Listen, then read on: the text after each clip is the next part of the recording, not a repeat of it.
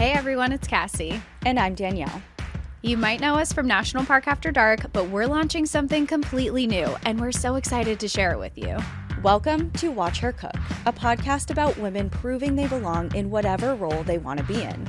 From inventors and activists to outlaws and criminal masterminds, we're diving into the stories of women who defied expectations, sometimes in groundbreaking ways, sometimes in chilling ones. Some of them fought for justice, some of them shocked the world, but all of them made sure that they wouldn't be forgotten. Whether they're making history or making headlines, join us every Wednesday to hear the stories of women who have proved their power exceeds far beyond the kitchen. Just a reminder, empowered women empower the world. Now let's go cook.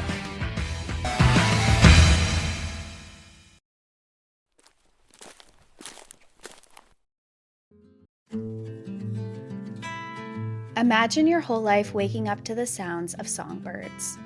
White-throated sparrows, American goldfinches, black-capped chickadees, and northern cardinals that have been nesting in the trees around your house for generations. As dusk falls, the sound of crickets chirping fills the air. This natural soundtrack is such a reliable part of the ebb and flow of the day, like sunrise and sunset, that you almost take it for granted. Until one day you wake up to the sound of silence. You look out the kitchen window and there are no birds on the tree branches, no wings in the sky, and your lawn is vacant of robins searching for worms in the dirt. It is very quiet and still, like something isn't quite right. When you go outside to investigate, you discover lifeless bodies of birds strewn across your yard. At night, no cricket song arrives, and you are left with nothing but a haunting silence. That apocalyptic scene was a reality for many people in the Northeast United States in the spring of 1957. And it coincided with something else: the rollout of aerial pesticide spraying programs by local and state governments. It's hard to imagine today, but in 1957, a chemical insecticide called DDT was sprayed out of airplanes over millions of acres of land. The goal was to combat a widespread invasion of gypsy moth caterpillars, but as a bonus, it was advertised to rid yards of pesky mosquitoes and other insects as well. Government officials and chemical companies assured the public that DDT was safe to humans. To reinforce that legitimacy of their claims, they ran ads showing a scientist spraying DDT into his porridge and then eating it, and used the slogan, "DDT, so safe you can eat it." They even advertised DDT being sprayed on children playing outside. The campaigns were effective. In the mainstream, DDT was viewed as a miracle chemical. But not everyone was convinced. To some, the link between pesticide spraying programs and the death of birds and other wildlife was undeniable. But how could they turn the tide of public opinion? And could the damage of DDT ever be undone? Welcome to National Park After Dark.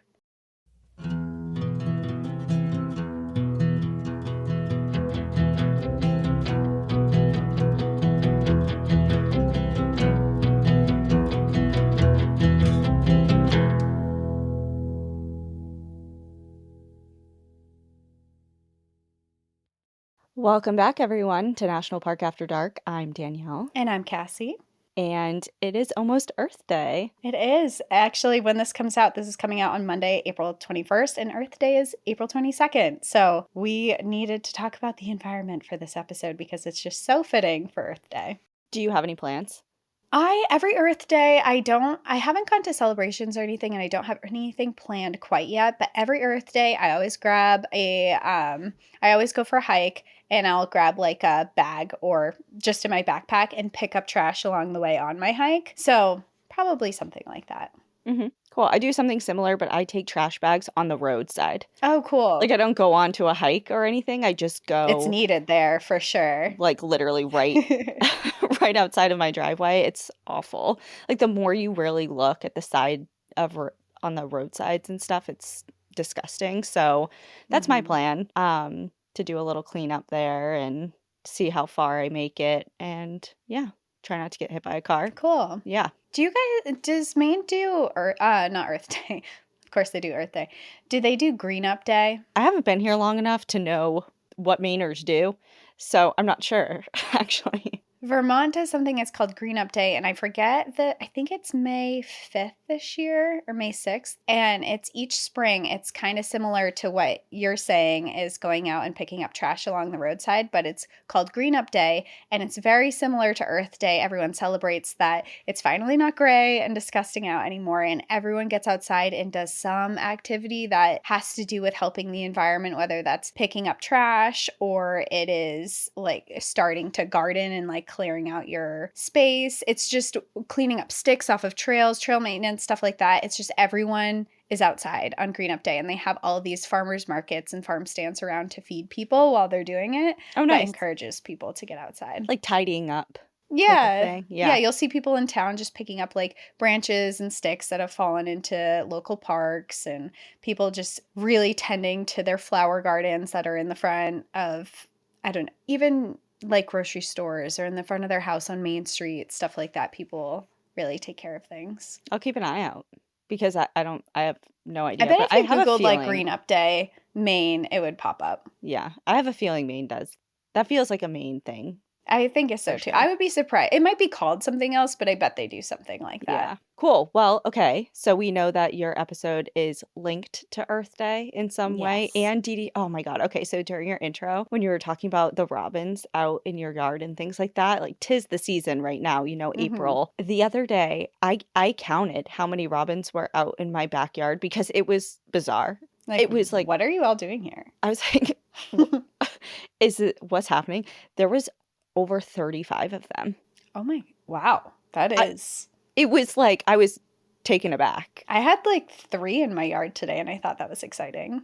No, there was like a whole, I don't know what a group of robins is called, like a murder of crows or whatever, but Yeah. very clearly I knew what they were doing, but I have just never seen so many robins Me in either. one spot before that it was startling. But so I kind of smiled during that because I'm like, oh my God. Like, But yeah, DDT, man, I learned about that. I remember learning about that in college in an environmental studies class. oh, cool. I don't remember why I learned about DDT, but I do remember watching the doc. Did you watch the documentary on it? I watched a documentary on Agent Orange. Okay. So Different, no, but- I don't think so. But my minor was environmental science Mhm. in school, so we did like a big unit on DDT. But That I don't makes recall sense. a documentary, no. I remember watching the first time I ever heard of DDT was through this documentary, and I don't know what it's called, and maybe I should have looked it up, but it has nothing to do with the episode that I'm covering for research wise. But it was a documentary on the bald eagles and how all of their eggshells were getting a lot thinner. So we were losing populations of bald eagles in the United States, and how it eventually led to the banning of DDT. And that was the first time I had ever heard of it. And since then, I've understood what it was, knew, but after this episode that we're going to dive into, I wanted to really dive into DDT and what was happening, because something I did not know was the advertisements that they were putting out. And like I alluded to, and I'll get more into this episode, is I was looking it up. You can look it up on YouTube. They have actual videos of them taking these like pesticide sprayers like you would to your garden or whatever, and they are hosing down children with that. And I'm like, you are literally spraying children with pesticides right now. What in the world and there's like happy music behind it. They're like, DDT is safe for everywhere. Everyone, put it everywhere. And then they're like spraying it in children's mouths. And I'm like, Oh Lord. what is going on? I get that similar feeling though with commercials for medication here. Yeah. Where it's like somebody skipping slow-mo through a sun-drenched field while they're talking about suicidal ideations and I don't know, rectal hemorrhaging and whatever the hell else, So I'm just like, what? It's what like, take this medication and it'll make you better. And then it says really, really fast, all the side effects like may cause death, internal bleeding, and death. Like, right. So I don't know. It kind of it draws a parallel in my mind, at least, just kind of. But anyway, yeah, I want to hear all about it. So cool. Well, I was excited for this one. So today I'm diving into some scary history of the use of pesticides. I'm also going to be talking about one woman's book who opened the eyes to the world of their harm, and the global movement that ensued because of it that created what is now Earth Day. origin story of Earth Day. Origin story of Earth Day, yeah. Okay. with a Nice. mix of there. I'm centering it around one woman, Rachel Carson, who was a writer and author of the book Silent Spring, which was an ode to really telling the world what DDT was and what it was doing and bringing all of the scientific research to life. And through that book and through her research, eventually the environmental movement was created, and thus Earth Day was created. And now that's why we're here today. So we're going to dive into her story, we're going to dive into Earth Day, and we're going to dive into its history.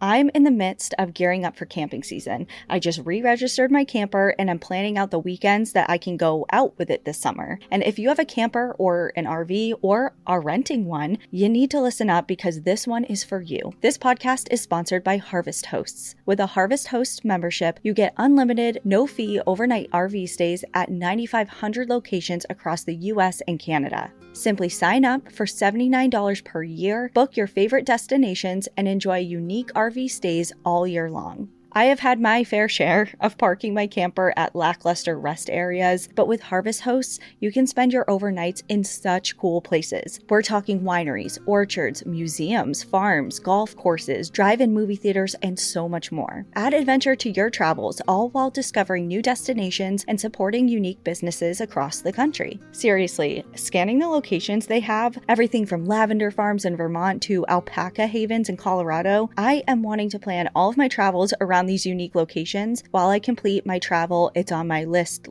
Also, their mapping tool is such a big help for trip planning because you can filter by different things like attraction type, rig length, and more to show you all the host locations that are on your route. So head over to harvesthost.com and use code NPAD for 20% off of your Harvest Host membership. Once again, that's harvesthosts.com for 20% off, and make sure you use our promo code NPAD so that they know we sent you.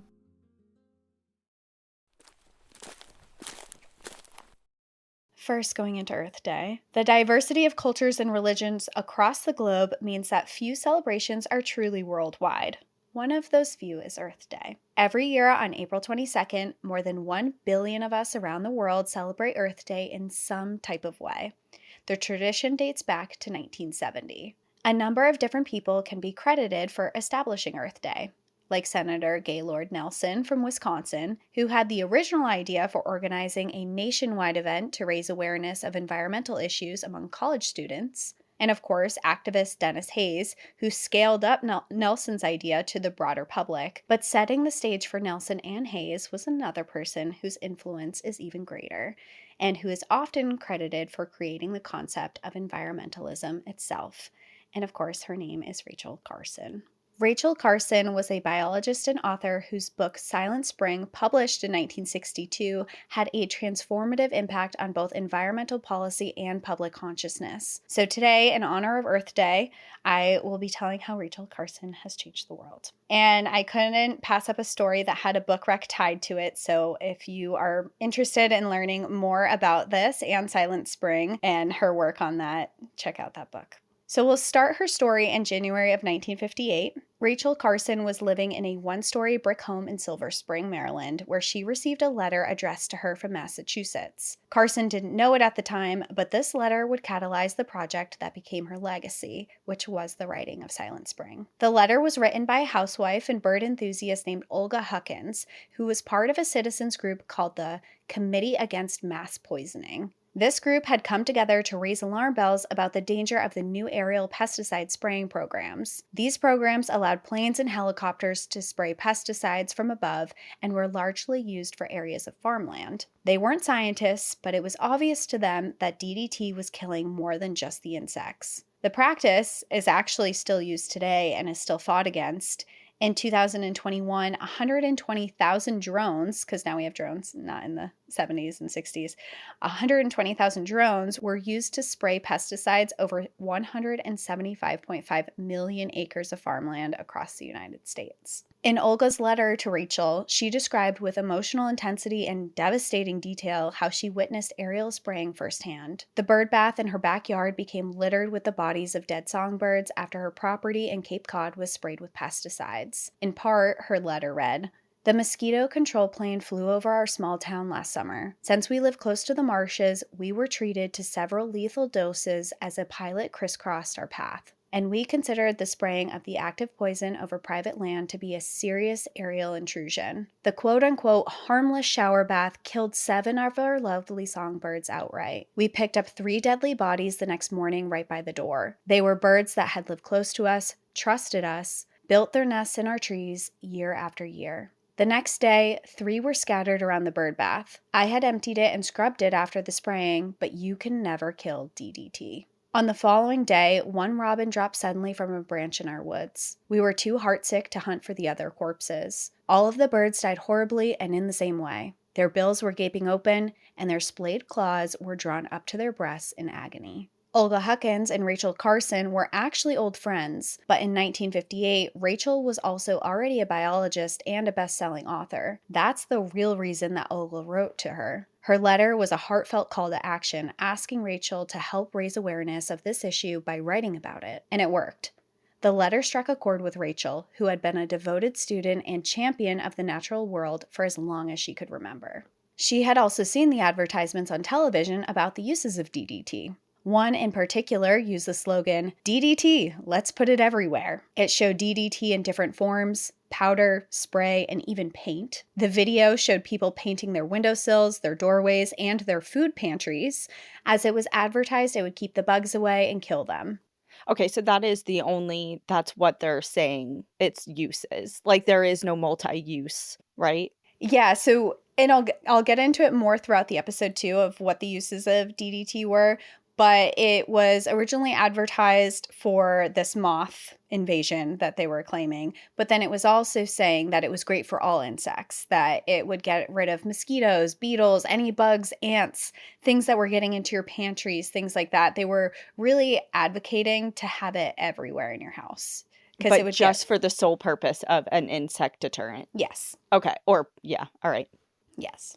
So there's these different forms in this advertisement of powder, spray, and paint, and they're putting it on their windowsills for bugs to kill them. It showed putting powder in between couch cushions, inside musical instruments in the home, and even on the family dog to rid it of lice and other insects. Yeah, there's a video, and there's this cute lab, and there's this woman just pouring powder of DDT on its back and like rubbing it in. Yikes. I mean, that's the least surprising of all the other things. Like, why do you need it in between your couch cushions? Do you really Yeah. have that big of an insect problem? Yeah, are there insects just everywhere in your house? Everywhere, in every corner, And on this your is happening child. in New England. Like, I know we have mosquitoes and bugs, but we're not we're not the tropics. There's not all these huge insects and bugs everywhere carrying a ton of diseases, and I don't know. It's weird. The way that I mean, I know advertisements have a way of kind of catastrophizing everything, like making it, Yeah. offering you a solution that they're building up this big problem to be, it's That you like, didn't even know you had, but now right, you believe that you have it. right. Yeah. But yeah, it's not like there's plagues of it. I mean, there's way more bugs here than I would prefer compared to the Rockies. I can in the summer, They serve a purpose, though. my biggest gripe is like, having to wear insect repellent here, whereas in the Rockies, that's not as big of a concern. Right. But it's not like I'm looking to douse my couch with it. Yeah, you're not putting it on every Surface I own. Yeah. Yeah. Okay, Yeah. go on. Sorry, just Well, the advertisements get worse. So there was even a Times Magazine article that featured a cartoon of a dog, cow, chicken, a woman, and some fruit and vegetables dancing below a title that read, "DDT is good for me," like a singing, "DDT is good for me." And the article that came with it called it, quote, "an amazing insecticide," and even had a drawing of a mother nursing a newborn baby beside it. right. Another advertisement in June of 1947 from Parents Magazine was selling DDT children's room wallpaper. It wrote about diseases insects carried like malaria, yellow fever, and typhoid.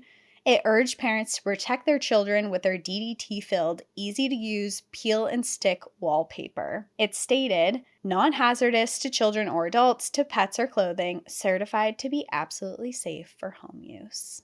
This is striking something very deep in me, and it's the whole, like, seeing through the malarkey that is advertising. And of course, we kind of talked about the medication thing, which everyone is kind of like, isn't that banned in most countries in the world? Like, you can't It do used to be that. banned in the US. I think it wasn't until the 70s or 80s, maybe even 90s, that it was allowed back. So Yeah, so it it's used like to be a banned lot of here people too. see through that, right? But Yeah. every time I go to the grocery store, and I've been doing a lot more shopping locally, I'm very fortunate that there are several farms within a 10-minute driving distance that it's the honor system. You go, it's like farm store open, you go I in, love you that. unlatch the thing. They have like a little square set up, so you can pay in cash or with your credit card. And they Mm-hmm. have everything from meat, eggs, produce, yogurt, like honey, just some staple things. Yeah. So I try and do that when I can. But if I'm at a grocery store, and especially the meat section, where, in environmental science classes I took in college, like I had the doors blown open in my mind as far as like animal welfare and treatment, especially in factory farming, and how bad it is for the environment, and et cetera, et Mm-hmm. cetera. But they really honed in on big companies like Tyson and Purdue and things like that, and how they can label certain things. They put, sunshine and grass on the packaging and say, make these claims that are just so either completely untrue or very far from the truth, and it's like a Mm-hmm. huge stretch. But the average person's eye, like, it looks nice. It's in earthy tones. It has really nice wording, The and marketing is flawless. it's just trickery, and Yeah. it's just now knowing that and applying that to everything. It's like you can trust nothing. Well, I think of that where you're talking about meats and stuff. My first thought with that goes specifically to eggs, Hmm. because there's cage free Free and there's range, free range and there's pasture, organic, and there's then there's pasture raised. But the thing is that you have to know about cage free. It sounds nice, but cage free still means that they could just be in a facility inside that is way too small for the amount of chickens that are in there. And there they could could be never see thousands. sunlight. They could never see sunlight. They could still be toppling each other. Hmm. Like, just because it says cage free does not mean that they're treated well. Yeah, there's like cage free, pasture raised, like to your point, organic, Mm-hmm. antibiotic free. It's like you have to decipher. It's a whole secondary language that you need to understand and Yeah, they're become proficient sneaky. in when it comes to different advertisement lingo stuff. And it's super depressing that, I think everyone as a consumer of anything should be educated to some point, but it's also like, okay, so I can't trust anybody. I can't trust any of your claims. It's like, why can't I trust my food? Right. Like, I need to do all of this research on my own Mm-hmm. just to make sure I'm not being misled or poisoned in this case. Literally poisoned. Yeah, literally poisoned in this story. But I read something the other day that was like, what's the health food section in the grocery store? It's like, what does that mean? Nothing else in the grocery store is healthy? What about everything else that's there? Yep. Why is there health food section? Why isn't everything in the store edible? And I mean, Right. everything's edible, I guess, but why isn't everything Yeah. healthy for you? Why is there so much bad stuff in all of our food? I've been taught to shop the perimeter. If you're shopping at a typical grocery store, Mm-hmm. like no matter if it's Shaw's, Hannaford's, King Soopers, whatever, like your best bet is to completely ignore everything in the aisles and shop the perimeter, because that's usually where like the quote unquote best stuff for you is, that like the least processed foods are Mm-hmm. hang out. And Because then of that's where course the vegetables are. you have to do And your own digging and deciphering still, but like, yeah, everything in the middle, like Lucky Charms. Oh my God. Like, I'm sad because I did like Lucky Charms. Reese's Puffs, Captain Crunch. Oh, Captain I Crunch did was love Captain oh Crunch. The berry God. Captain Crunch. I was I wasn't a such a berry guy. I fan. was a true peanut butter fan, Okay, I was a but berry girl, but still, man, it's like the more you know, the more things are awful. yeah. Okay, sorry. Getting into awful things. Sorry. Back to DDT. And So, spraying it on walls and and spraying it on walls and all these yeah. advertisements on the topic of really bad shit and bad advertising and things that are going on. One thing that I did want to mention is that DDT was not only found to be really, really bad for the environment, but it had a really bad effect on people that wasn't being advertised, which is also why, in hindsight, looking back at these advertisements of it being sprayed on children, on people's dogs, things like that, make it really, really concerning. And that's because it was found after studies were done that people who were exposed to the pesticide of DDT had a much higher risk of developing liver cancer. Not only that, but the study also discovered that dogs exposed to DDT were found to have high rates of liver cancer. In addition to that as well, it was found to be linked particularly to women who had been exposed during infancy or in utero to have higher risks of breast cancer later on in life. So babies, you didn't have a chance if you were exposed as a literal baby Fetus or in the a womb. Yeah. fetus. You were already like set for failure going into life. You were a high risk of getting breast cancer. Yeah. Also, to add to the list of things that DDT caused in people, it was later linked to diabetes, decreased semen quality, loss of pregnancy, and impaired neurodevelopment in children. Meanwhile, we're getting all these ads that are saying, It's safe. What is DDT, it? put it Put it everywhere. everywhere. So safe you can eat it. Yeah. God. Like, not quite true. And do you get into at all, but like where those claims, like where are their receipts? Like where are their studies that have proved that they can make these sorts of claims? Or was it just straight up false advertising? It was false advertisement. Basically, what it was, from my understanding, was lack of studies. They found something that worked, was killing what they wanted. And I'll get into the origin story of DDT and why it was used, Okay. and then how it like transferred Mhm. into what it became. But going back into Rachel a little bit, she gets this letter.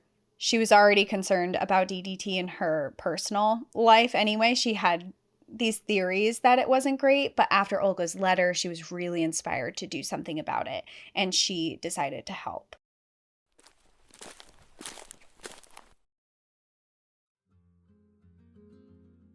Spring is in the air, and that means we are all coming out of our indoor caves and getting back into activities we love outside. For me, I'm starting to get down and dirty in the garden, trying to grow all of my own veggies this year. Toiling away out there means I'll be working up a sweat, so I'm making sure to have Lumi whole body deodorant on hand. Lumi is powered by mandelic acid, which helps control odor in a new way, stopping odor before it starts. The deodorant is full body safe, meaning from your pits to your privates to your feet, and controls odor for 72 hours. I love that Lumi was created by an OBGYN, has over 300,000 5-star reviews, and that their products work. From their stick deodorants to their wipes and creams, they really nailed odor control. Their lavender, sage, and toasted coconut scents are my favorite, but if you want to try for yourself, new customers get 15% off all Lumi products with our exclusive code and link. Use code NPAD at lumideodorant.com. And take advantage of that offer and try out their newest scent, Vanilla Bliss. It's kind of like this cross between vanilla bean and sandalwood, and it's so yummy. If you've never tried Lumi, Lumi's starter pack is where you need to go. It's perfect for new customers. It comes with a solid stick deodorant, cream tube deodorant, and 2 free products of your choice, like their mini body wash and deodorant wipes, plus free shipping.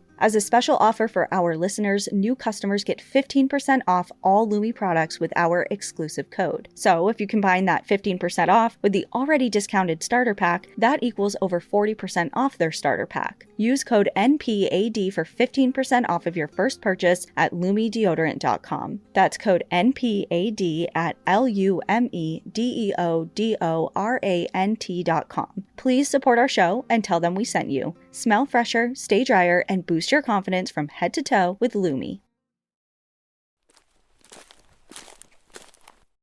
Now, before we get into the advocacy that later became Silent Spring, I did want to talk about her life a little bit leading up to that point. She was born in May of 1907 in rural western Pennsylvania. Rachel grew up on 64 acres of farmland along the Allegheny River in a town called Springdale. She lived there with her mother, father, 2 older siblings, a pig, a horse, some sheep, and some chickens. Rachel and her siblings spent their childhood exploring the field and hills, which included an orchard of apple and pear trees and a beautiful rose garden. But Rachel's love of nature didn't just come from her stunning natural environment. It's something her mother, Maria McLean, actively fostered. Maria was a curious, intelligent, passionate woman who clearly passed on those traits to her daughter. She taught Rachel how to identify local plants and recognize the call of local songbirds. As a child, Rachel was also an avid reader, particularly of books that related to the natural world, like The Wind in the Willows and The Tale of Peter Rabbit. Rachel Carson was not only an avid reader as a child, but also an avid writer from a very young age. She wrote several short stories featuring animal characters, one of which was published in a children's magazine when she was just 10 years old. Later in life, she was quoted saying, "I can remember no time, even in earliest childhood, when I didn't assume that I was going to be a writer." In 1925, at the age of 18, Rachel followed that passion for writing to Pennsylvania College for Women to study English. During this time, she stayed exceptionally close with her mother, Maria. To pay for Rachel's tuition, Maria sold apples and chickens for their farm and even some of their family china. She would also visit Rachel at the college every weekend to type out her handwritten papers. During Rachel's junior year, she took a required biology course with a professor who was named Mary Scott Skinner. Rachel was so captivated by both the material and Professor Skinner's passion for it that she decided to switch her major from English to biology, though she never let go of her love of writing. Professor Skinner is credited with being Rachel Carson's earliest and most important scientific mentor. After graduating in 1929, Rachel went with Professor Skinner to the marine biology laboratories at Woods Hole in Falmouth, Massachusetts, to conduct a summer research project. And this summer was hugely influential on Rachel's life because it was the first time that she ever saw the ocean, and she fell madly in love with it. While her later work on pesticides became her greatest legacy, the vast majority of Rachel's scientific and literary career actually focused on the sea. She went on to get her master's degree in zoology from Johns Hopkins University before pursuing a PhD. Unfortunately, it was during the Great Depression, and because she was working to support her family at the time, she eventually had to drop out of school to accept a better-paying job. She never completed her PhD, but at the time, especially in those years, to get a master's as a woman was very rare. The better-paying job that Rachel landed was with the U.S. Bureau of Fisheries, which 5 years later merged with the Bureau of Biological Survey to become what we know today as the U.S. Fish and Wildlife Service. At the Bureau of Fisheries, Rachel was able to combine her scientific expertise with her talent for writing in the public education department. There, she wrote educational brochures and radio programs to communicate scientific information to the general public. After just 1 year on the job, she was promoted to editor-in-chief for all publications. And at this point, she was just 29 years old. God, she's done a lot. Yeah, she's taking care of her family, which was something she was supporting. At the time, she was the only one working in her family. She's got her bachelor's, her master's. She's working for this incredible program. She's following her dreams. She's done a lot at 29 years old. The amount of stuff you can do without TikTok, you know? I know. Before scrolling, we were so productive. Imagine all that time. Yeah, all that time wasted. One day we'll get rid of it. I re-downloaded it when I was in Argentina, and I still have not gotten on it. It's just not a thing. I never really got into it. I'm not into it either. Yeah. I do doom scroll on Reels on Instagram, though. Same. Which is the same It's like thing. one's enough. I don't need more than that. We have a TikTok. Yeah. Do we use it? We use it occasionally. I'm not great at posting on there. I don't even know our logins. I think we should be using it for this. Yeah. We'll post this on TikTok for sure. Maybe. You'll have to go tell us if it's there. Go tell us if it's there, yeah. Well, anyway, she's doing all this stuff because she doesn't have TikTok. Right. This was also, around 29 years old, was also the time that Rachel Carson's writing career really started to take off. She wrote an 11-page essay, like most of her work, was about life under the ocean. Her boss at the Bureau of Fisheries told her that it was, quote, too good for a government brochure, and suggested that instead she send it to the Atlantic magazine. which Rachel took that advice, and the essay was published in The Atlantic under the title Under the Sea in 1937. Rachel wrote her first book, Under the Sea Wind, and published it in 1941. Unfortunately, just a few weeks before the bombing of Pearl Harbor, it was when she published it, and likely due to that bad timing, the book did not sell well. From there, Rachel continued working for the Fish and Wildlife Service and writing freelance articles. Most of her work continued to be about the ocean, but in 1945, after the end of World War II, there's an interesting moment of foreshadowing in her story. Rachel Carson actually pitched an article to Reader's Digest about the harmful effects of DDT, which is exactly what Silent Spring is about. Chemical companies had originally sold DDT to the military to stop the spread of typhus among soldiers by killing lice. When the war ended, those chemical companies began selling DDT to civilians to use in farms and gardens. In her letter to Reader's Digest proposing the article, Rachel wrote that she wanted to investigate, quote, whether it may upset the whole delicate balance of nature if unwisely used. Again, this is 15 years before she would start writing Silent Spring and before all these concerns were brought to her attention via other people. But Reader's Digest rejected her proposal, and there was really nothing she could do from there, so she went back to her writings about the ocean. Yeah, they were like, haven't you seen the commercials? It's fine. It's safe to use everywhere. They used it in the war. It's like, I don't need to hear Civilians can use it. Opinion on it. We don't even have to investigate. Yeah, and at this time too, she wasn't even saying DDT is bad. She was saying, hey, shouldn't we just make sure it's not bad? Shouldn't we check? Let's do a temperature check here and see if if snorting chemicals is legit or not. I mean, I know people like to snort chemicals in other ways, which also is not good. Arguably maybe safer ways, because DDT was not something you should be snorting. But yeah, and for the record, was not advertised that way. But they said safe to use anywhere. That's true. I did not see any advertisements of people snorting DDT. Snorting lines. Yeah. Okay. Off mirrors. I don't know though, because like in the whole age of like what is it, Sue Happy or whatever, when it's like, you said it was safe anywhere, so I did this, and you know what I mean? It's like when they had to put a warning on Tide Pods. It's like, do not eat Tide Pods. It was like, who is eating Tide Somebody Pods? did. Okay. And now we have to do and I know there's a whole story behind the whole McDonald's lid, like caution, drink is hot or something. Oh, really? Yeah, there's a whole thing on that. Like, it should be a caution on their food in general. It gave someone third-degree burns because it spilled on their lap, and their coffee was so scorching hot, and it didn't have a warning. But it's like, you shouldn't be serving somebody coffee that will give you third-degree burns. I don't know. It's a whole thing. Yeah, why was it so hot? Yeah. But anyway, there's a reason there's like very obvious seeming messaging, and it's because people have unfortunately done it. Yes. Intentionally or unintentionally. But anyway, okay. Right. So she's basically like, hey, why don't we just investigate this? But it gets rejected, so she goes back to other writings.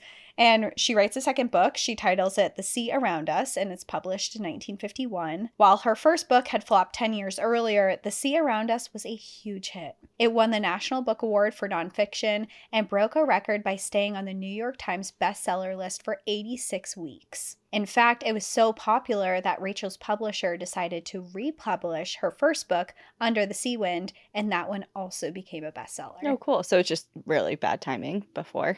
Yeah. Or maybe the second book gave her the recognition. People are like, oh, I'll read anything she writes.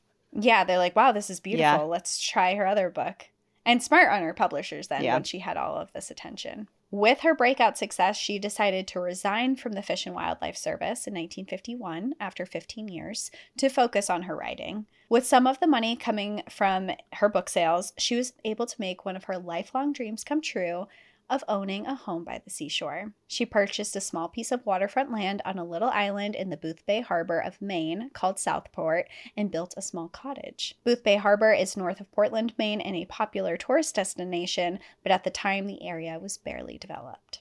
It was there in Southport that Rachel met her lifelong best friend in the summer of 1953.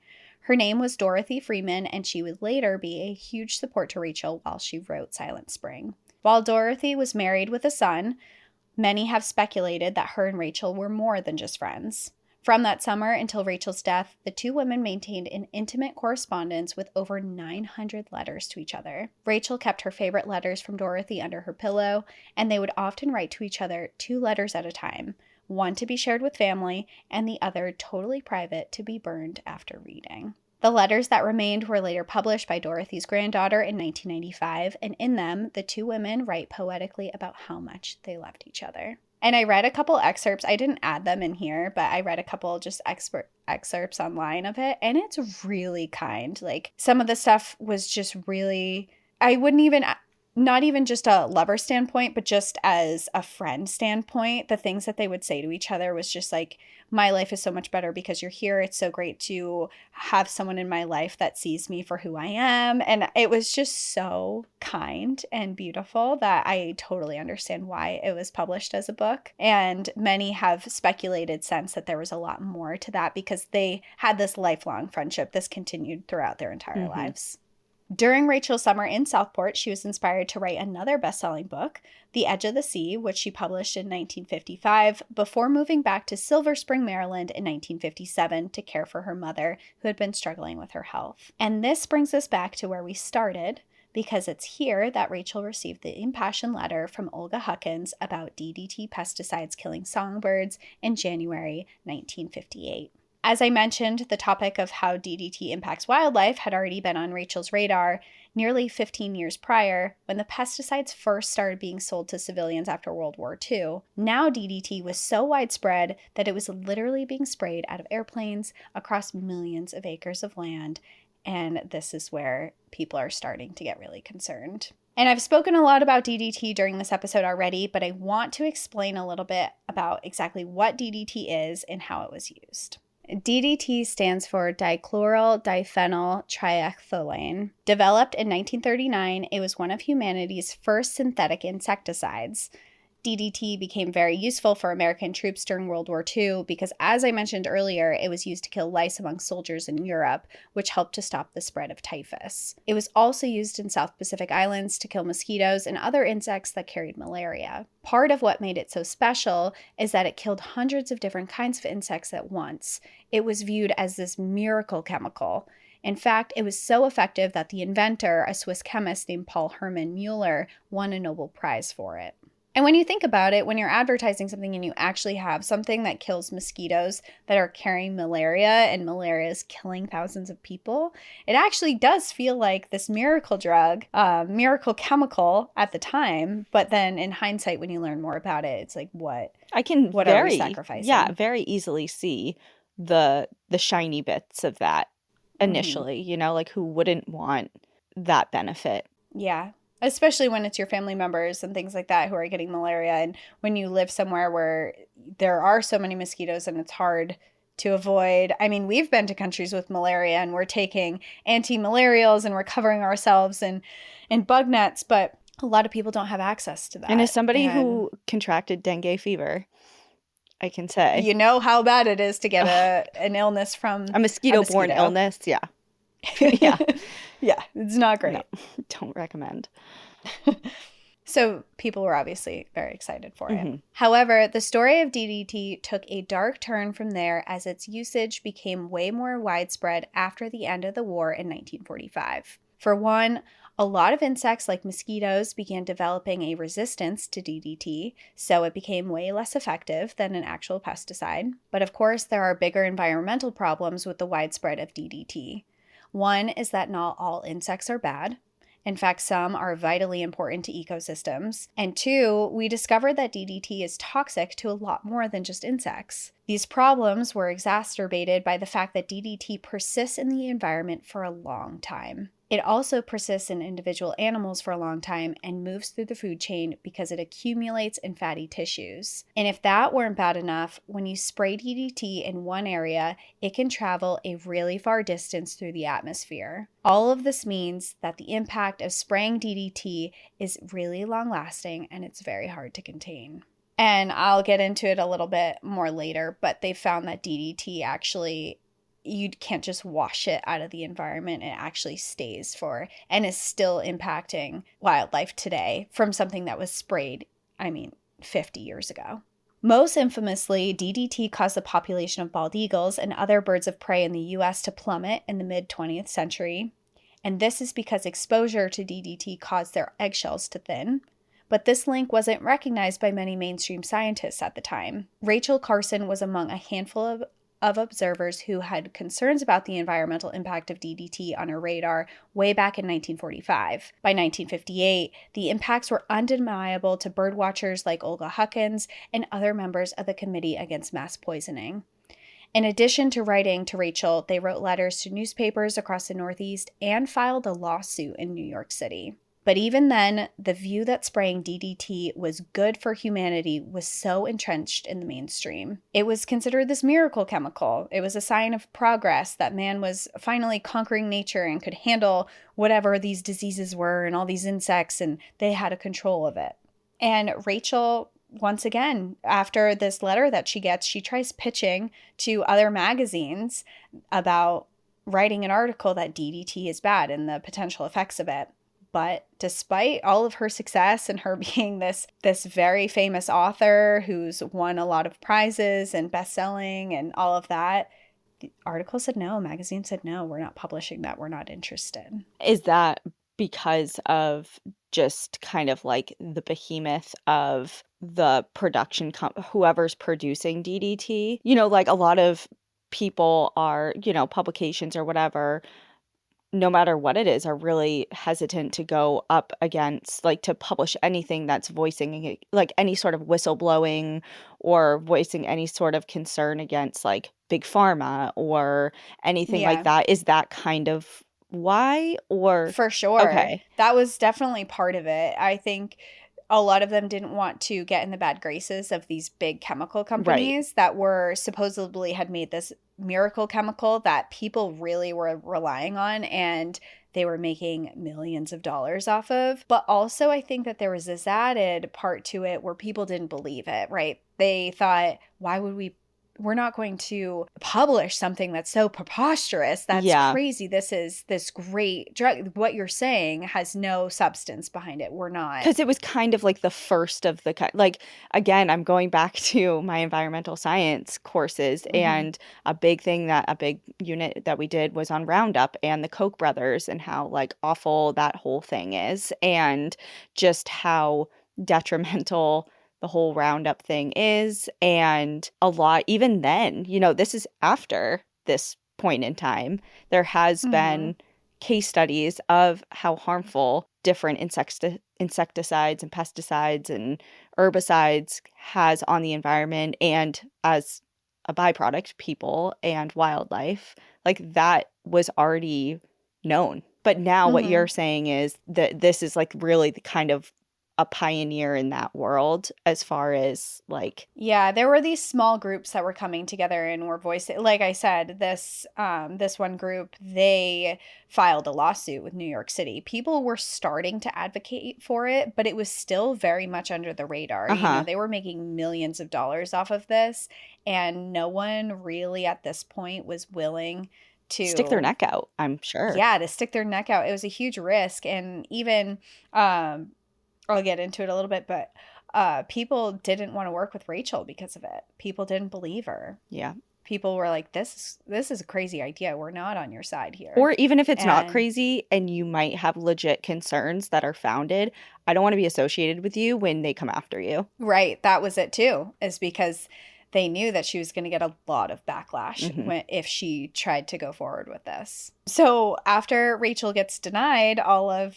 these articles that she's trying to put out, she's trying to put out the word, she just says, you know what? If no one's going to publish my work, I'm going to do it myself. And she decides to start her next book, and that would be Silent Spring, and she took 4 years to write it. She used the years 1958 to 1962 to do all of her research and to really compile what she wanted to say, because she knew from the get-go that it would be very controversial. As she developed the book, she reached out to several other prominent authors and scientists to contribute, and a number of them declined because they were afraid to be associated with controversy. Her best friend, Dorothy Freeman, feared that the powerful chemical companies who profited massively from these sales would attack Rachel for this work, and Rachel knew that that was likely. But she didn't back down. She wrote in a letter to Dorothy saying, "Knowing what I do, there would be no future peace for me if I kept silent."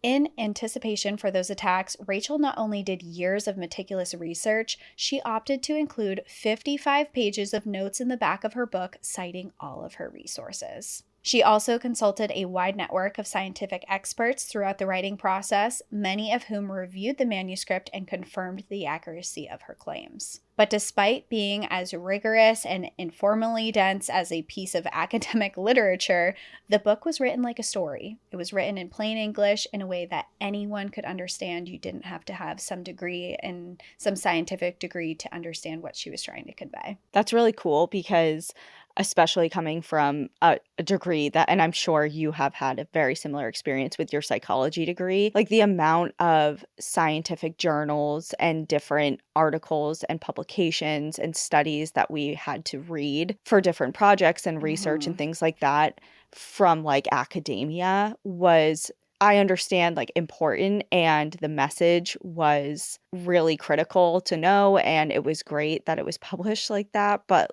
for the average person, like you're not going to catch the attention of It's the very general dry public like that. to read. Yeah. It's very dry. It's hard to follow. It's very usually numbers dense, statistics dense, and like your eyes glaze over type of thing, even if it's really important stuff. So to have this approach is so smart. Yeah. Because you're and she knew conveying the that same too. information. You're just doing it in a way that more people can understand and apply to their own life. Right. And she's working with scientists. She knows the scientific community that she's speaking to understands what she's saying. But now how does she get this out to the public in a way that they're gonna second guess what they've been hearing, and they're gonna look at these advertisements where it's spraying children and they're gonna think twice and say, wait a second. And it's in an accessible format. Like, yes, not everyone has a subscription to wherever, the journal of whatever. some scientific journal. Right. Let alone wants to read something like that. Sorry for everyone who spends a decade of their life. They are interested. They are interesting. And I think like in the scientific community and things like that, it is important to have. Definitely. And it has its place. But if I'm going to sit down leisurely and read something that I'm interested in, I'm not going to pick up a scientific journal and read the data charts that they supply in it. Right. It's just like it's different. And she knew that she needed to make it more exciting to read.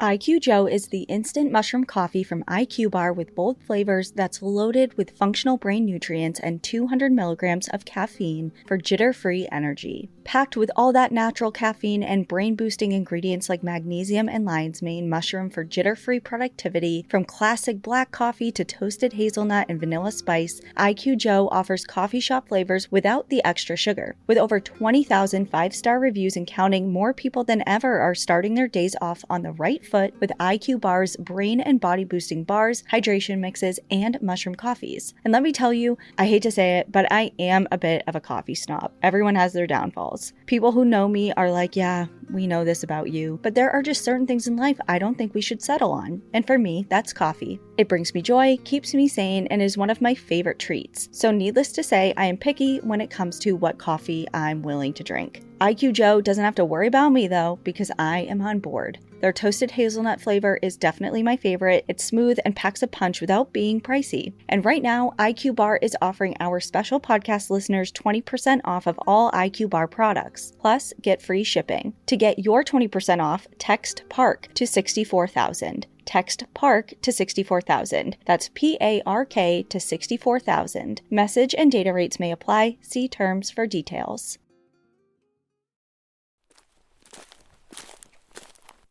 Shortly after Rachel started writing the book, her mother, Maria, suffered a stroke, and a few months later, in December 1958, Maria passed away at the age of 89. Rachel was grieving, and then in April of 1960, Rachel started having serious health problems of her own. She was diagnosed with breast cancer and underwent a mastectomy of her left breast. Unfortunately, the operation was too late. The cancer had already started to spread. By November of 1960, Rachel discovered lumps on her ribs and began undergoing radiation therapy. The progression of the cancer was rapid and it was ruthless. She underwent more surgeries and more treatments, but nothing stopped the cancer from spreading. And other illnesses followed: the flu, staph infections, rheumatoid arthritis, and eye infections. By early 1961, Rachel was using a wheelchair on and off. In her letters with Dorothy Freeman, she wrote that she was afraid she might die before she finished her book. But despite how terrible the cancer was, Rachel was determined to keep it a secret. Dorothy was one of the only people who knew about it. Not even Rachel's editor was clued in on what she was doing. This was partly because Rachel wanted to maintain some privacy, but also, again, in anticipation of backlash from big chemical companies. She didn't want them to dismiss her as having written the book for personal revenge, as if she was blaming the pesticides for giving her cancer, which wasn't the point at all, although, as I mentioned earlier, DDT is now classified as a human carcinogen in the US government. Rachel did manage to finish the book in early 1962. The title Silent Spring was originally the title of just one chapter in which she examined how DDT was killing birds. Oh my God, I just got it. Silent Spring. Yeah, Silent For Spring. some reason, No my sounds. mind was going to like a spring of water. Oh no. Ah. I kind of wanted to Oh, in allude your to intro. that in my intro where Brilliant. Silent Spring. Congrats. Well, in that chapter, she wrote, "Over increasingly large areas of the United States, spring now comes unheralded by the return of the birds, and the early mornings are strangely silent where once they were filled with the beauty of birdsong." Her editor, after reading it, suggested making Silent Spring the title of her whole book, which she agreed with. Silent Spring was slated to be published first as a series of 3 excerpts in the New York Magazine that June 1962, and then as a standalone book that September. Leading up to publication, Rachel and her editors took additional steps to prepare for the blowback from chemical companies.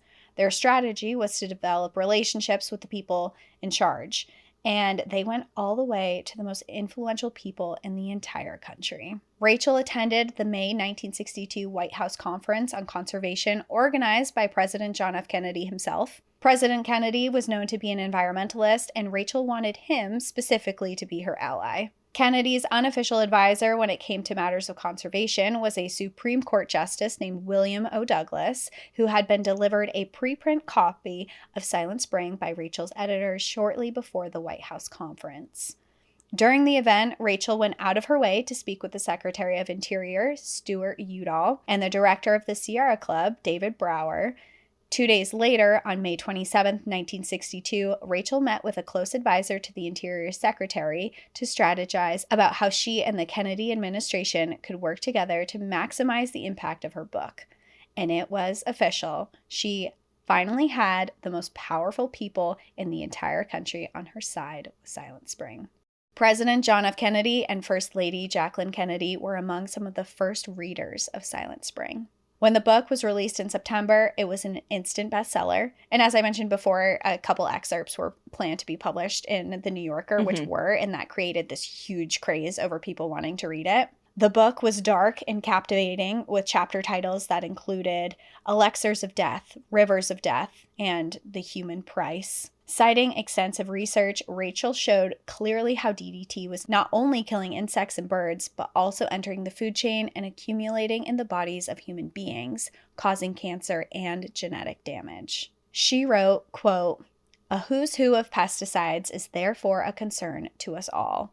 If we're going to live so intimately with these chemicals, eating and drinking them, taking them into the very marrow of our bones, we had better know something about their nature and their power." Notably, Rachel didn't call for an outright ban on all pesticides, or even on DDT specifically. What she called for was restraint, transparency, and science-based decision-making. But she made a compelling case that DDT in particular was being misused on a dangerous scale, and that its consequences for ecosystems, wildlife, and human health were far more serious than the industry wanted to admit. And one quote from her book that really stuck with me and with a lot of her readers at the time was, quote, "For the first time in history of the world, every human is now subjected to contact with dangerous chemicals from the moment of conception until death." An unfortunate reality. Yeah, that still is very present today. If not more. If not more, yeah. I would argue more, yeah. Yeah.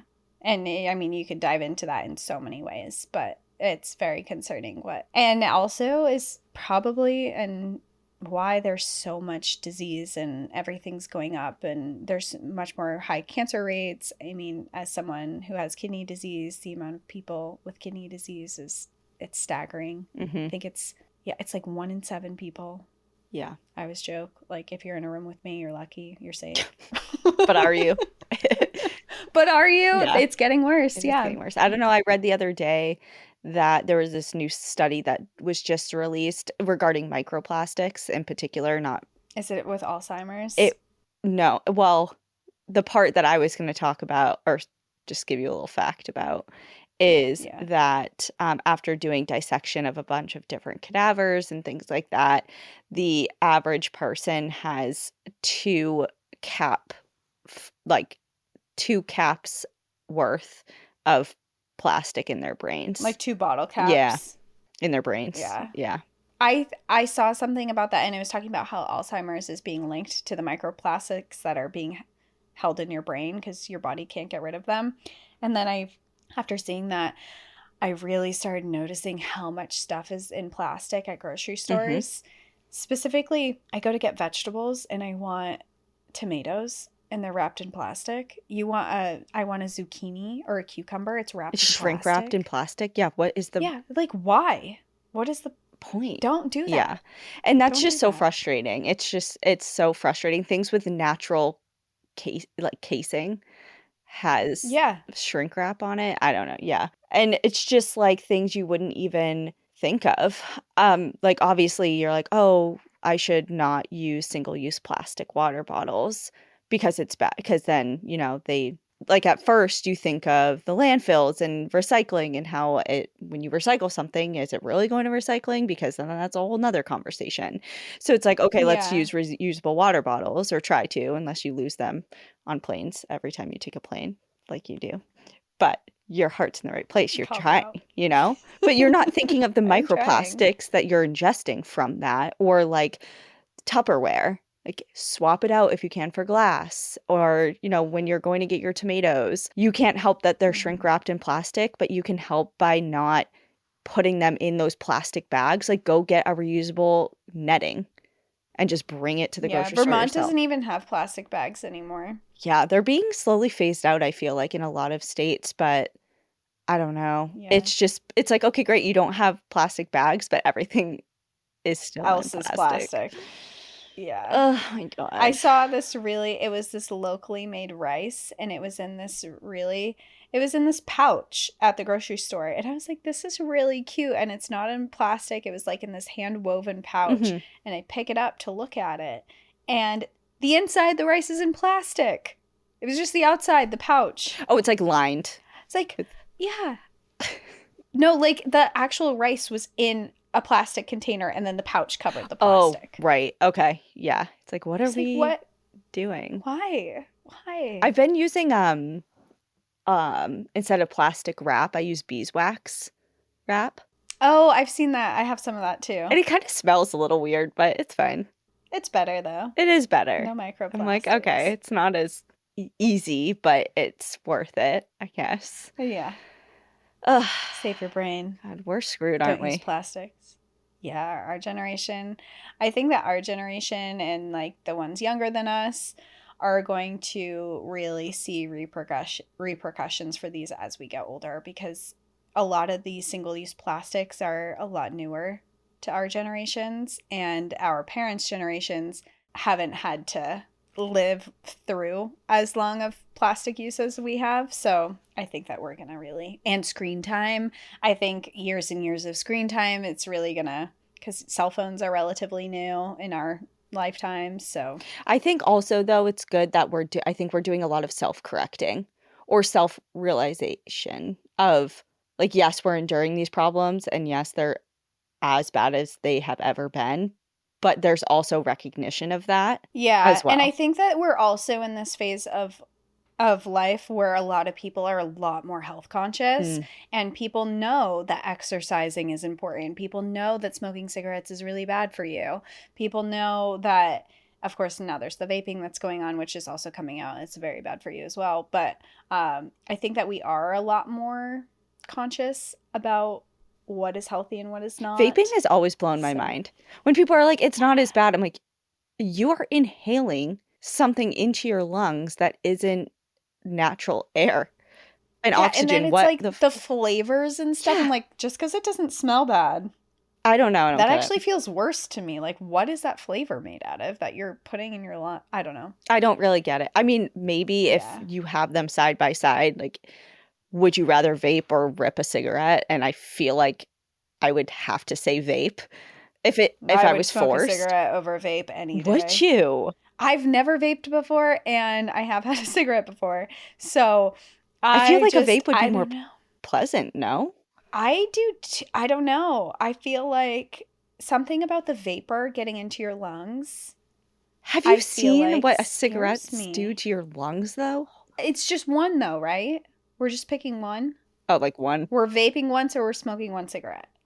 Yeah, I guess. Okay, yeah. Wait, is it one puff of a vape? I don't know. If it's one puff of a vape, then I choose a vape. But if I have to like fully vape for a day or smoke a cigarette, I would pick a cigarette. Well, a cigarette's going to last not as long. Yeah. I can also fake smoke a cigarette. No, there's no faking. You just put the smoke in your mouth. In this scenario. Like blow little rings. It doesn't actually get to your lungs. Is that what happened when you smoked a cigarette that one time? Did you inhale? Yeah. I've definitely inhaled before. And I thought, so gross story, and it's not cool, but I thought I was cool because when I was like 18, I bought Camel number 9s, and they come in a pink cigarette case. Oh. And that's why I thought they were cool. So I had them, but I didn't actually like smoking, so I only did it in front of like my friends who smoked. And then I did inhale sometimes, but for the most part, I just practiced trying to blow circle rings. Oh, okay. Yeah. And then I never, it was very short-lived, and it was really gross. And I had them in my purse, and then my purse smelled really bad. Yeah. And so it was a very short-lived experience. But the packaging, man, I thought pink was cute. Here we are with the advertisements. It's all... Yeah, it was the advertisement. They got me. And it had a cute little camel on it. Yeah. They got you. It was messed up. And then there was just a really, really tiny cancer warning. But I'm like, I'm 18. Yeah, in other countries, you know how it's like the whole carton is a cancer warning, and it shows somebody with no teeth and just a cancerous, full of cancer lesions. Even when we were in Argentina, totally different, but when we were in Argentina, we would buy candy, and there would be these big labels on it that said excess sugar, excess calorie, excess whatever, and it was on M&Ms. Yeah, it's like, you sure you want to do this? That is not on U.S. M&Ms. No. Yeah, there was literally so many signs that are like, are you sure, are you sure, are you sure? And I was like, I am actually very sure. I need this, actually. Thank you. Yeah, I don't know. I've never been I've never been tempted ever. And have you ever smoked a cigarette? I had a puff of one of my dad's once when he wasn't looking. And my dad was an avid smoker. Like, I'm talking multiple packs a day. And that's ultimately what killed him. So I think... Which is really common in our parents' generation specifically. So I'm pretty sure that's why I was immediately like, I'm good. Not because he died, but even leading up to that. Like, you I saw him doing it. Yeah, and just like, he was just so, like, he couldn't take a deep breath. He was always hacking shit up out of his chest, everything. So, like, when I would go to his house and then come back, because I shuffled between my parents' houses growing up, like, all of my things I would have to just, like, throw immediately into the wash because everything smelled like cigarette smoke. Like, I just saw the things that I did not want to do. And so it's so funny. My mom will remember this. Sorry, we're going on so many tangents today. But one time I came back, I had gotten my license. So I was starting to drive myself down to my dad's instead of being like shuffled and dropped off. And I came back, I had a Pathfinder. It was my, one of my first cars. And he would drive it around when I was down there. And I came back. And my mom was looking for something in my car or I don't know, something. But he had taken, so you know the clear plastic that's around a carton of cigarettes. Yeah. So he had taken that off and put the butts in that plastic and put it under the driver's seat and forgotten about it. And I didn't know it was there. And whatever. So when my mom, she found it and she like ripped me a new ass. I'm like, okay, first of all, hello. That's fresh. Me? But like I was in high school, you know, it looks like You were of the age. yeah, it of looks like I was just- sneaking it, you know, like whatever. I'm Yeah, like, I see why. okay, first of all, relax. Take it down. I was just with dad, you know, your ex-husband who is a avid smoker. Okay. And she was like, oh, okay. Oh, Yeah, that right, makes right, sense. right. I'm like, okay, yes, thank you. But anyway, yeah. What were we talking Yeah. about? Plastic or cigarettes or vaping? Or Rachel Carson? Rachel Carson, all of the above, Okay. I think. Okay, I'm still taking the vape is my final answer. For a Vape, day. okay. I think it's for a day. If you were to smoke for a day, would you smoke cigarettes or vape? So many people are like, I do that. I don't know. It's not that big of a deal. It's just my lungs are so sensitive. I feel like a vape, like a juicy berry. I hate the smell of it, to be honest. More than a cigarette? I've been in cars with people who vape. And they keep the windows up because they think that because it smells good that it's good. But I instantly start coughing. Like as soon as I literally can't handle it. So I don't know. Cigarette smoke makes me sneeze. Me too. Isn't that strange? It's like I'm allergic. I don't think so. Yeah, I'm allergic. I can't. Okay, well, if you're going to smoke cigs for a day, we can't be together because... Well, if you're going to vape for a day, we also can't. Okay, anyway, let's because... move Anyway, if you smoke cigarettes... Don't. Please stop. It's really bad for you. And don't do it. We care about you. And vaping. Also don't do that. No. And when people, they do it, they like take it out and they're like... They look like crazy. I know, and you're nuts. inside. You're inside. You look crazy. Yeah, you're like pulling it out of you're hiding. And then you like blow a puff of smoke away like no one's going to see or it. Smell a fucking... Or smell it. We know.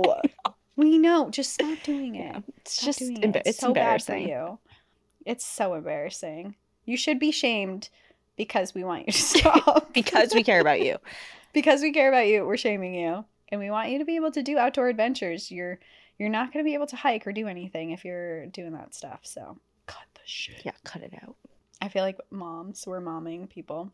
I know. Okay. Anyway, we talked about... I don't know. Anyway, what is happening?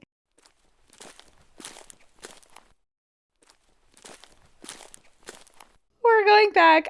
So she publishes Silent Spring, and she's not calling for a ban on it. She's just asking that we really recognize and start regulating it better. Yeah.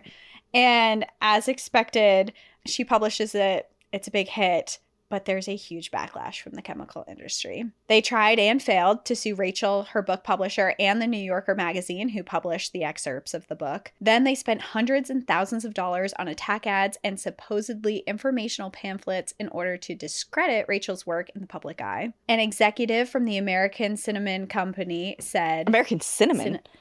It's Cinnamid? Cinnamid. Okay, I'm Not like... cinnamon. Not cinnamon is coming out. Not cinnamon is nothing sacred. Wait. But they said, quote, if man were to faithfully follow the teachings of Miss Carson, we would return to the Dark Ages, and the insects and diseases and vermin would once again inherit the earth. Okay, Drama King. Drama King, for sure. Would once again inherit the earth. The Dark Ages. Isn't the Dark Ages like the 1400s? Yeah, when people were being like executed publicly. And yeah, it's like, okay, that's dramatic, but... It's like, it's a mosquito. Relax. Oh, God. An agro company called Monsanto distributed 5,000 copies of this pamphlet and a pamphlet parody of Silent Springs, which depicted a world where famine, disease, and insects were widespread because chemical pesticides had been banned. Rachel Carson had prepared for these kind of attacks on her work, but the chemical companies also attacked her personally in a really vicious and gendered way. At a meeting of the Federal Pest Control Review Board, a man named Ezra Taft Benson, who had been the Secretary of Agriculture under President Dwight Eisenhower, mocked Rachel for being childless, saying, quote, I thought she was a spinster. What's she so worried about genetics for? The rest of the room laughed in response. And in Time magazine, a review of Silent Spring described Rachel Carson as being, quote, hysterically over-emphatic and called her argument a, quote, emotional and inaccurate outburst. Though notably, it didn't call out any specific inaccuracies. An industry magazine called Farm Chemicals depicted Rachel as a witch on a broomstick in a cover illustration as well. Those are such... So she's being called a witch. She's over-exaggerating. A witch, a spinster. Outburst. She's having outbursts. Like, it's just such a tired and pathetic and baseless. It's like an empty insult. Yeah. It's like, okay, that has nothing to do with my work. You're attacking, you're trying to attack me as a person. Let's focus on the work. Oh, there's nothing that you can discredit here. Okay. That's what I thought. So you're just going to call me names? Yeah. It's like, it's a very elementary type of, that's an outburst. Yeah. And when I was looking into Rachel too, I will say she publicly said something along the lines, and this isn't exact, but she said something along the lines of, I'm not a feminist. I don't care where this work is coming from. If it's a guy or a girl, male or female, it doesn't matter. These are facts. Right. And that was in response to these like really gendered things that were coming out to her. It's like, it doesn't matter that I'm a woman.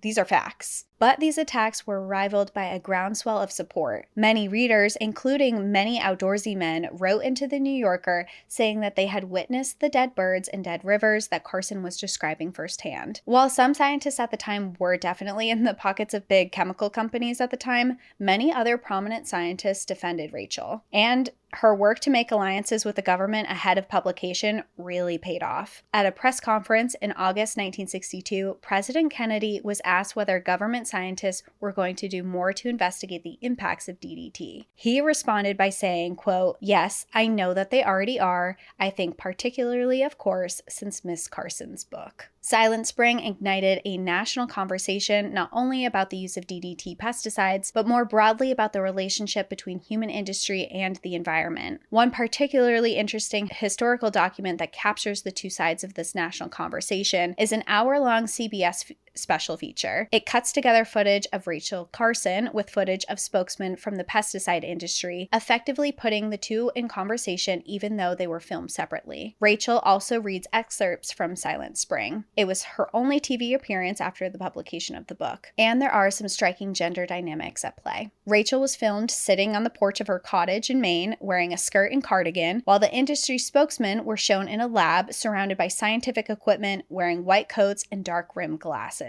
It was clearly meant to make the men look more official and smart, but in practice, Rachel's calm, thoughtful delivery came across as far more credible than the defensive, even combative tones of the critics. Another striking detail about the CBS report is that Rachel appears wearing a wig and remains seated throughout. By that point, her cancer had advanced significantly. It had spread to her spine, making it difficult for her to stand, and she had lost her hair from radiation treatments. She was just 55, but she looked and felt like she was much older. The CBS special aired on April 3rd, 1963. It reached an estimated 10 to 15 million viewers and marked a pivotal moment when public opinion really began to shift in Rachel's favor. In the following month, in May 1963, she testified before the Senate Committee of Commerce despite her continually worsening illness. She called for common sense regulations on pesticide use, such as requiring manufacturers to include warnings about environmental harm on product labels, which is not crazy to ask. Rachel was physically frail, but her testimony was powerful and unwavering. She knew that she didn't have much time left, and she also understood that Silent Spring would define her legacy. In fact, in letters to Dorothy Freeman, she confessed a little sadness that her lifetime of writings about the ocean would be forgotten. She also lamented that she herself would never see the ocean again. A trip to Maine was no longer possible in her condition. Almost exactly a year later, on April 14th, 1964, the breast cancer finally took Rachel's life. At that point, more than 1 million copies of Silent Spring had been sold. Wait a second. What? It's April 14th right now. Oh my God, it is April 14th right now when we're recording this. Yeah. Wow. Synchronicities. Well, synchronicities. Okay, sorry to Rachel, interrupt. We're talking about you. But, no, that's a really interesting coincidence. Yeah. I hope you're listening, Rachel. So at that point, more than 1 million copies of Silent Spring had been sold. She died at the age of 56 in her house in Silver Spring, Maryland, which is now a National Historic Landmark. Dorothy Freeman brought Rachel's ashes to Southport Island in Maine and scattered them into the sea, letting her become one with the shoreline she had studied and written about so beautifully. 2 years later, in 1966, Rachel's connection to the shoreland was further immortalized when the state of Maine established the Rachel Carson National Wildlife Refuge along 50 miles of coastline between the towns of Kittery and Cape Elizabeth. Yeah, I knew it. Kittery is not even 25 minutes from me. It's so close, you can Yeah. visit. This refuge is 5,600 acres and consists of salt marshes and estuaries that are vitally important for migratory birds. According to the Fish and Wildlife Service website, it contains, quote, a composition of plants and animals not found elsewhere in Maine. Many of those animals are endangered or at risk, such as the eastern small-footed bats and piping plovers. The wildlife refuge also contains hiking trails. There are around 300,000 people who visit every year, and this is a beautiful and fitting tribute to a woman who dedicated her life to protecting the fragile coastal ecosystems just like this one. Rachel Carson is also honored with a memorial statue at the original location that sparked her lifelong love of the ocean, the Woods Hole Laboratories in Massachusetts. The statue shows Rachel looking out over the ocean with a smile on her face. Long after her death in 1980, President Jimmy Carter awarded Rachel Carson the U.S. Presidential Medal of Freedom, which is the highest civilian honor. Rachel Carson's fight against DDT ultimately led to real change. In response to Silent Spring, President Kennedy tasked his Scientific Advisory Committee with investigating her claims, and their findings supported her conclusions. In 1972, a decade after the book was published, the U.S. government banned the production of DDT and its use in agriculture. The UK and several other countries would follow suit over the next few years. In the years since then, populations of bald eagles and other birds of prey in the US have slowly recovered. But the story doesn't end there. One of Rachel's major warnings was about how persistent DDT is in the environment, and she was right. Decades after it was last sprayed, DDT still lingers in ecosystems. The chemicals have washed from soils into rivers and streams, where they continue to impact marine life. In Sarasota Bay, Florida, for example, about 70% of firstborn dolphin calves die within the first year, and scientists believe one major factor is the transfer of fat-soluble pollutants like DDT through their mother's milk. If this is the damage we're still seeing more than 50 years after the ban, you can just imagine what would have happened if Rachel had not stepped in.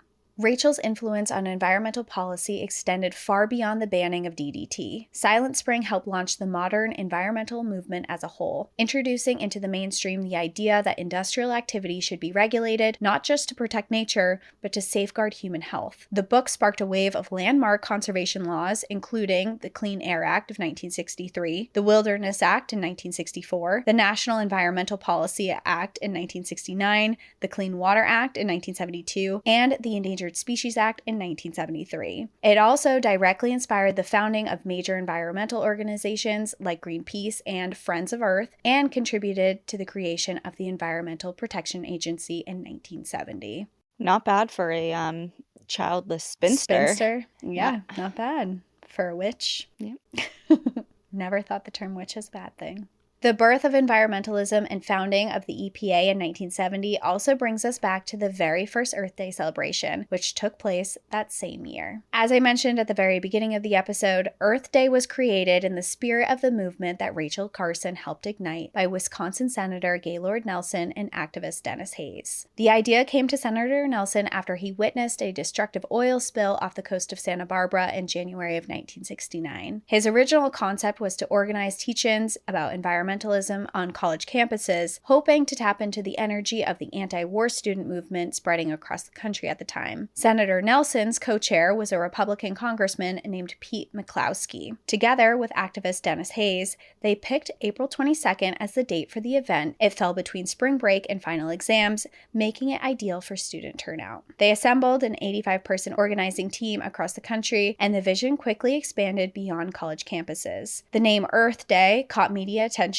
By the time April 22nd, 1970 rolled around, the event had grown into something much bigger than anyone had anticipated. That day, an estimated 20 million people, nearly 10% of the U.S. population, took to the streets in rallies and demonstrations nationwide in what continues to be, to this day, the world's largest day of protest.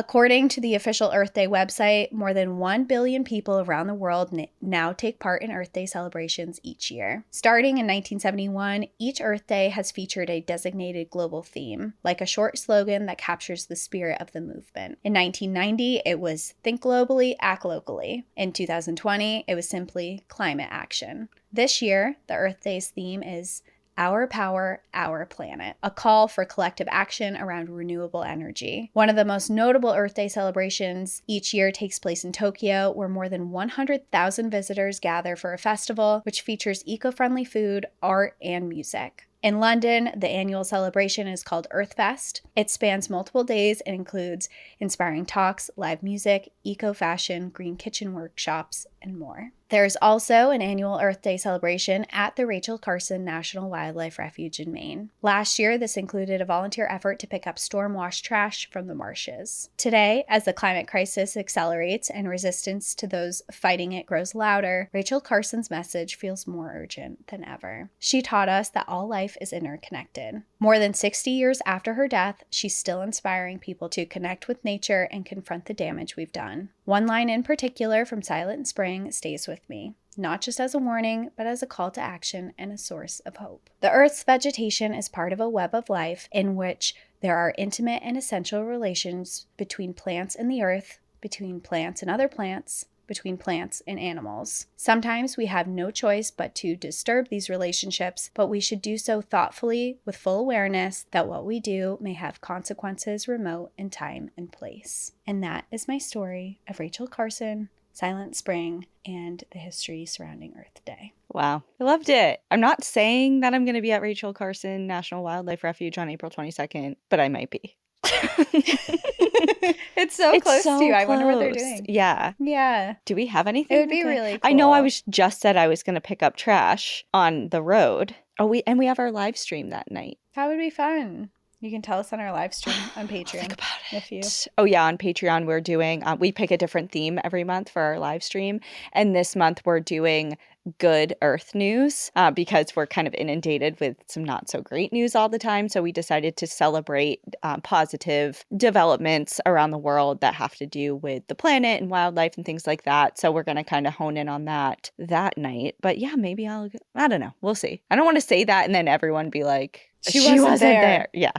I don't know. Maybe. But cool. I really enjoyed that story. And I've seen her name around, especially just growing up in New England and between, Maine and Woods Hole and just like the imprint she left around here. Like we've grown up kind of seeing her name around, but I just didn't know the entirety of her story before. So that was a really cool one. Thank you. Yeah, she just felt so fitting for Earth Day and just going back into DDT and what was really being perpetuated to people, I thought was just really important, especially when we look at Earth Day. And I think even today, there's a lot of stuff going on, of course, in the environment that we can look at, even if it's being advertised and being like, hey, that's not... Let's question this a little bit. Let's question that a little more. I mean, small things I think of right off the bat are where people are leaf blowing their yards first thing in the spring, when we know that there are tons of bees that are laying dormant underneath these leaves and you are killing them and you're ruining the pollinators as soon as,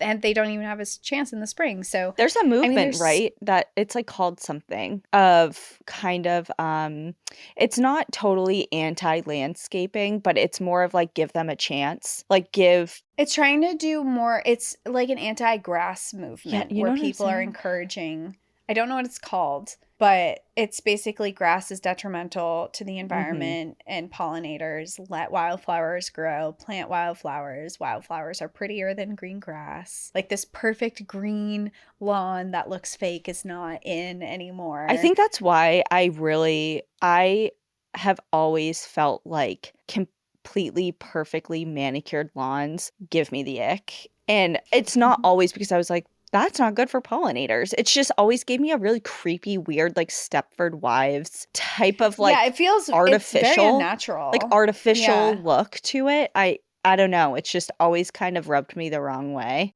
So I haven't had a deep feeling towards green lawns. Like I see them, I'm like, wow, their lawn's really green.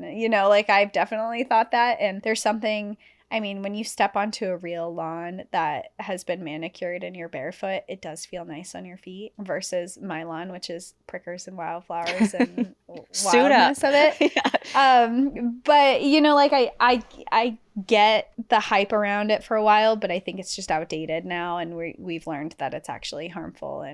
And my house has so many wildflowers, and I get so many butterflies and hummingbirds, and my house is just brimming with wildlife in the summer that I would never, Rip that away. Yeah. rip that away. No. And if you have a really green lawn, just try it for a year. If you hate it, go back to what you were doing. But Or just doing try a little planting section. wildflowers. Yeah, or pick a section. Yeah. Yeah. And just put some wildflowers. See the difference of what your small corner of the world is going to look like when you allow nature to flourish and let it do its thing. I feel like, we've done a lot of like soapbox things this episode. So We're momming. I so know. hard I'm like, this I have so episode. much to say, but I don't. We just love the environment. Okay. Well, great. Thank you so much for sharing. Next week, I also have an environment focused episode that I've been working on, but it's a little bit more morbid. I wouldn't expect anything less. Thank you. I know this was definitely, I mean, not that It doesn't have to be morbid. This was It's all great. feel good, but I mean, it was kind of morbid. People were telling you It it's was pretty okay morbid. to spray your kids with chemicals. So yeah, it was pretty sad in parts. yeah, I don't know. Mine has like a mysterious disappearance and like Ooh, that okay. type of morbid feel, but it does still have to do with because Arbor Day is also this month. Okay, So I'm going to touch on that a little bit. sweet. Well, I'm very excited to hear it. Great. All right. Well, thank you everyone for hanging out. We would love, please tag us in your Earth Day celebrations. Yeah, we'd love to see Whatever it. that may be, whether you're picking up trash or recycling or reading Silent Spring or whatever you decide to do, we would love to see how you honor this day and how you partake in it. So please tag us and we'll share. Yeah, And enjoy the view. but watch your back. Bye, everyone. Bye. Thank you for joining us again this week. If you love National Park After Dark and want to hear exclusive bonus stories, join us on Patreon or Apple subscriptions.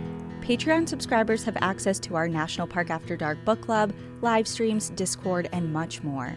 If you prefer to watch our episodes, video episodes are now available on YouTube. If you're enjoying the show, please take a moment to rate, review, and subscribe on your favorite listening platform. And to follow along with all our adventures, you can find us on Instagram, Facebook, TikTok, and X at National Park After Dark.